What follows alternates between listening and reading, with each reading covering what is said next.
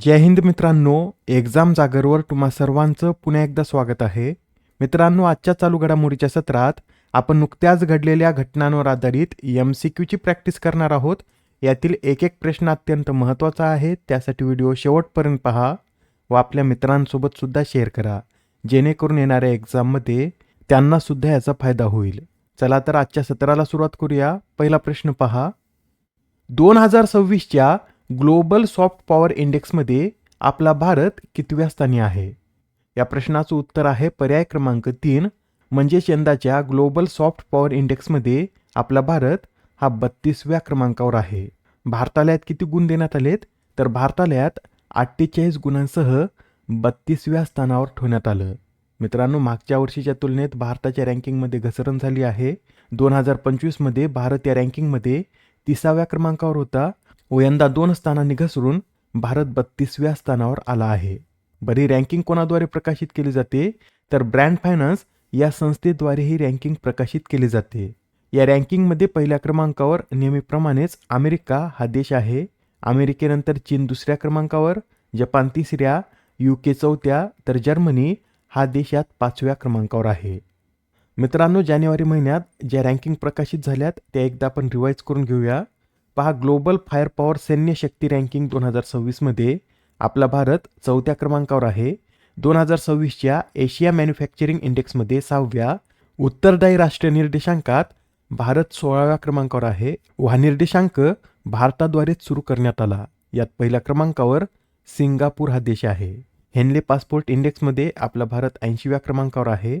आणि मित्रांनो, नीती आयोगाद्वारे निर्यात सज्जता निर्देशांक देखील प्रकाशित केला जातो व यंदाच्या 4थ्या निर्देशांकात आपलं महाराष्ट्र राज्य यात अव्वल क्रमांकावर आहे. पुढील प्रश्न. प्रजासत्ताक दिनाच्या परेडमध्ये कोणत्या राज्याच्या चित्ररथाने अव्वल क्रमांक पटकावला? मित्रांनो, प्रजासत्ताक दिनाच्या परेडमध्ये विविध राज्यांचे चित्ररथ सुद्धा सामील होतात. यंदा देखील 17 राज्य आणि 13 केंद्र सरकारचे असे मिळून 30 चित्ररथ यात सामील होते व या 30 चित्ररथामध्ये आपल्या महाराष्ट्राच्या चित्ररथानं अव्वल क्रमांक पटकावला आहे. आपल्या महाराष्ट्राच्या चित्ररथाची थीम काय होती? तर गणेशोत्सव आत्मनिर्भरतेचं प्रतीक ही आपल्या महाराष्ट्राच्या चित्ररथाची थीम होती. बरं, महाराष्ट्रानंतर दुसरा क्रमांक कोणी पटकावला? तर जम्मू काश्मीरच्या चित्ररथाने यात दुसरा क्रमांक, तर केरळच्या चित्ररथाने यात तिसरा क्रमांक पटकावला आहे. जम्मू काश्मीरचा चित्ररथ हा समृद्ध हस्तकला आणि लोकनृत्याचे प्रदर्शन यावर आधारित होता, तर केरळने आत्मनिर्भर केरळ फॉर आत्मनिर्भर भारत या थीमवर आधारित चित्ररथ प्रदर्शित केला होता. मित्रांनो, ही रँकिंग देण्यासाठी 3 सदस्यीय समिती असते व त्यांच्याद्वारे ही रँकिंग देण्यात आली आहे.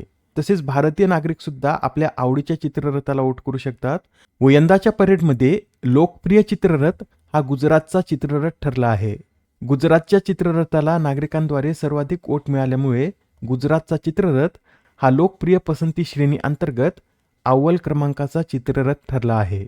आणि मित्रांनो, यातील पॉप्युलर चॉईस पुरस्कार हा शालेय शिक्षण आणि साक्षरता विभागाला मिळाला आहे.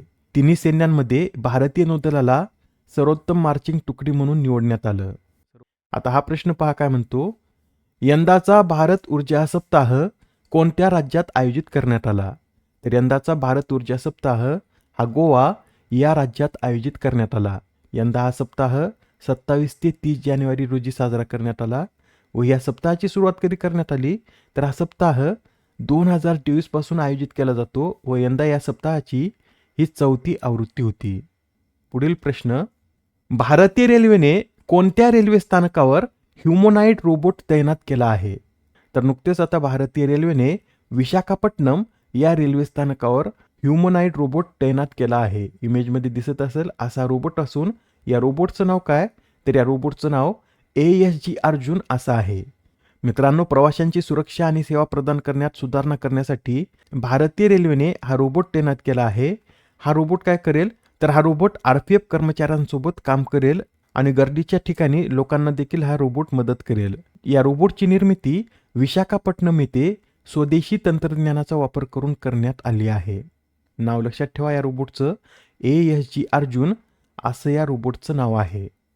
आता हा प्रश्न पहा. स्कॉच अवॉर्ड 2025ने कोणाला सन्मानित करण्यात आले? तर 2025चा स्कॉच अवॉर्ड हा C. या कंपनीला देण्यात आला. सी डॉटचं फुल फॉर्म नोट करून घ्या. Centre for development of telematics असे याचं पूर्ण स्वरूप आहे. व सी डॉटला पुरस्कार सेल ब्रॉडकास्ट सोल्युशनसाठी देण्यात आला.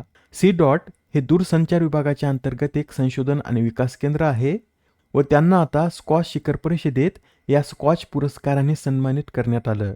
यंदाच्या स्कॉच शिखर परिषदेची थीम विकसित भारत संसाधन अशी होती. मित्रांनो, याआधी सुद्धा काही महत्त्वपूर्ण पुरस्कार देण्यात आलेत, ते आपण एकदा रिवाईज करून घेऊया.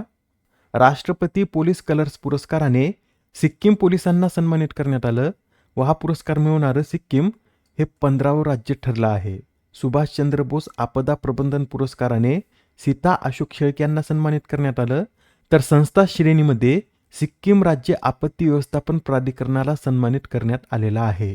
अतिविशिष्ट रेल सेवा पुरस्कार चंदना सिन्हा, प्रतिष्ठित पद्मपाणी पुरस्कार इलिया राजा, टायलर पुरस्कार टोबी केअर्स, न्यू साऊथ वेल्सचा सायंटिस्ट ऑफ द इयर पुरस्कार नलिनी जोशी, जेंडर श्रेणीत संयुक्त राष्ट्र महासचिव पुरस्काराने स्वाती शांताकुमार यांना सन्मानित करण्यात आलं. तर मराठी विज्ञान परिषदेच्या अनिल काकोडकर जीवनगौरव पुरस्काराने डॉक्टर टी.सी. थॉमस यांना सन्मानित करण्यात आलेलं आहे. पुढील प्रश्न. मित्रांनो, अलीकडेच भारत आणि युरोपियन युनियन यांच्यात ऐतिहासिक मुक्त व्यापार करार करण्यात आला. तर आता युरोपियन युनियन भारतासोबत मुक्त व्यापार करणारा कितवा भागीदार बनला हेच आपल्याला सांगायचंय. तर आता युरोपियन युनियन यात भारतासोबत हा करार करणारा 22वा भागीदार बनला आहे. मित्रांनो, या कराराचं वैशिष्ट्य म्हणजे आतापर्यंतचा सर्वात मोठा करार मानला जात असून या कराराला mother of all trade deals असं संबोधलं जात आहे. या कराराची घोषणा 6व्या भारत युरोपीय संघ शिखर परिषदेत करण्यात आली व या कराराचा भारताला काय फायदा होईल, तर 99% भारतीय वस्तूंना युरोपच्या बाजारपेठेत थेट प्रवेश मिळेल. तसेच भारत पुढील 5 वर्षात युरोपमधून येणाऱ्या कारवरील आयात शुल्क हे 110%वरून 10% पर्यंत कमी करणार आहे. तर युरोपियन युनियन सागरी वस्तू, चामडे आणि रबर यासारख्या भारतीय उत्पादनावरील आयात शुल्क हे 0वर आणणार आहे. आता हा प्रश्न पहा काय म्हणतो. पुरुष हॉकी इंडिया लीग 2025-26 या हंगामाचं विजेतेपद कोणी पटकावले. तर पुरुष हॉकी इंडिया लीगचं विजेतेपद हे कलिंगा लान्सर्सनं पटकावलं आहे. कलिंगा लान्सर्सने अंतिम सामन्यात रांची रॉयल्सला हरून दुसऱ्यांदा या स्पर्धेचं विजेतेपद पटकावलं. या स्पर्धेची कितवी आवृत्ती होती, तर ही या स्पर्धेची 7वी आवृत्ती होती. बरं, महिला हॉकी इंडिया लीगचं विजेतेपद कोणी पटकावलं, तर महिला हॉकी इंडिया लीगचं विजेतेपद हे एस.जी. पायपर्स या संघानं पटकावलं आहे. Next question. आंतरदेशीय जलमार्ग विकास परिषदेची 3री बैठक कोठे आयोजित करण्यात आली. तर या आंतरदेशीय जलमार्ग विकास परिषदेची 3री बैठक ही कोची या शहरात आयोजित करण्यात आली. कोचीमध्ये ही बैठक 23 जानेवारी रोजी पार पडली व याचं अध्यक्षपद केंद्रीय बंदरे, जहाजबांधणी आणि जलमार्ग मंत्री सर्वानंद सोनोवाल यांनी भूषवला आहे. Next question. कोणत्या कंपनीने माया 200 इन हाऊस AI चिपचं अनावरण केलं. तर ही जी माया 200 चिप आहे याचं अनावरण मायक्रोसॉफ्ट या कंपनीनं केलं. आजच्या सत्रामधील शेवटचा प्रश्न पहा. दरवर्षी शहीद दिन कधी साजरा केला जातो. तर हा शहीद दिन दरवर्षी 30 जानेवारी रोजी साजरा केला जातो. याच तारखेला 1948 साली महात्मा गांधी यांचं निधन झालं होतं. त्यांच्यावर नथुराम गोडसे यांनी गोळ्या झाडल्या होत्या. त्यासाठी या तारखेला दरवर्षी शहीद दिन साजरा केला जातो. यासच हे सुद्धा नोट करून घ्या. आंतरराष्ट्रीय डेटा गोपनीयता दिन हा दरवर्षी 28 जानेवारी रोजी साजरा केला जातो. आणि मित्रांनो, जागतिक कुष्ठरोग दिन दरवर्षी जानेवारी महिन्याच्या शेवटच्या रविवारी साजरा केला जातो. यंदा सुद्धा हा दिवस 25 जानेवारी रोजी साजरा करण्यात आला. तर भारतात हा दिवस महात्मा गांधीजींच्या पुण्यतिथीच्या अनुषंगाने दरवर्षी 30 जानेवारी रोजी साजरा केला जातो. या आधीच्या सत्रात तुमच्यासाठीचा प्रश्न होता, वायली रिसर्च हिरोज पुरस्कार पटकावणारे पहिले भारतीय कोण.